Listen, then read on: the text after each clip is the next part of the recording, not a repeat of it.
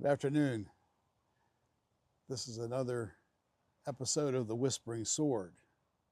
It's a windy day here, but the whisper that came to Elijah was not in the wind, it was not in the earthquake that shook the earth, it was in the whisper of the Holy Spirit. I spoke last time about standing in the gap. Moses was a person who knew what that meant. The children of Israel did something terrible. After God had led them out of the wilderness, through the Red Sea, had brought to them manna on the ground and quail in the air, Moses was gone for 40 days to receive the law from God on Mount Sinai. In that period, they say, we don't know what happened to Moses.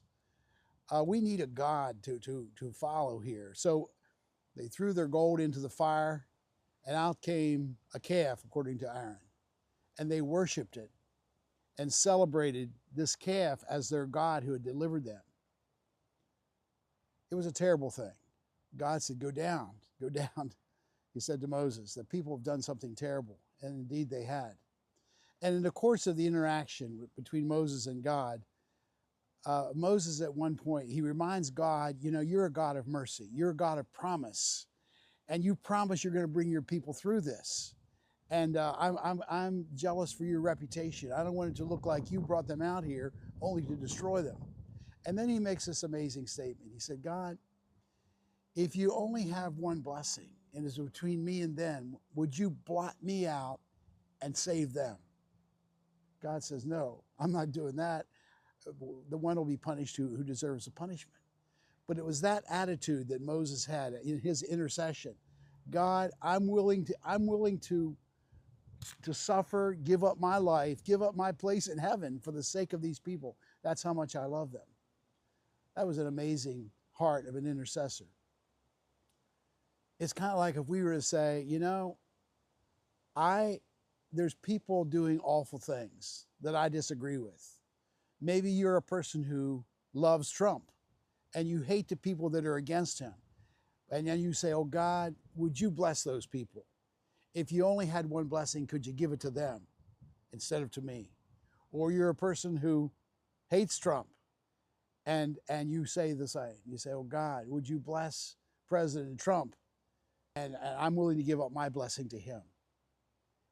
And you say, I can't do that. I can't do that. And you're right, you can't do that. That's why you need a baptism of love. And you say, oh God, I can't do that. I can't love people that I hate. I can't love the people that have come against all the values that I hold dear. I can't do it. I need a baptism of your love. But then that's exactly what he promised to do through the Holy Spirit. Think about the disciples. They were fighting among themselves. They wanted to call fire down from heaven against their enemies. But after Jesus ascended into heaven and after the Holy Spirit came, they received the Holy Spirit, but that was associated with a baptism of love.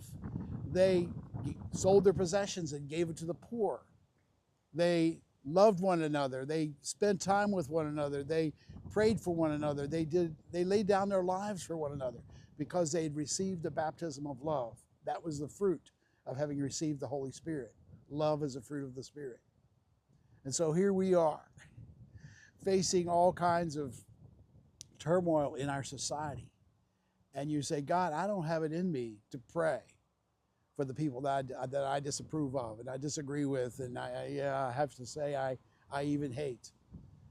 I need your love. Would you baptize me today with your love? And so I encourage you with me, because I need the same thing. God, I need a baptism of your love so that every day I can stand in the gap and pray your forgiveness, your grace, your blessing, your love upon the people that I disagree with. It's only then, as we become his agents of love and peace in the world, that we'll begin to see God's kingdom come and his will be done on earth as it is in heaven. Because he said, that's my heart, to see that you would bless those that curse you, you would love those who hate you, and you'd lay down your life for them. That's what Jesus did on the cross. He said, Father, forgive them, bless them, release a blessing. And so today we have this great opportunity, a great opportunity to cry out to him again, anew and afresh, for a new baptism of the Holy Spirit, a new baptism of love that helps us stand in the gap and make a difference in our world, in our communities. God bless you. God bless you. God bless you. You need him. I need him. And he says, ask me and I'll give you the Holy Spirit. I'll give you that baptism of love. You can rest assured he'll keep his promise to you. God bless you.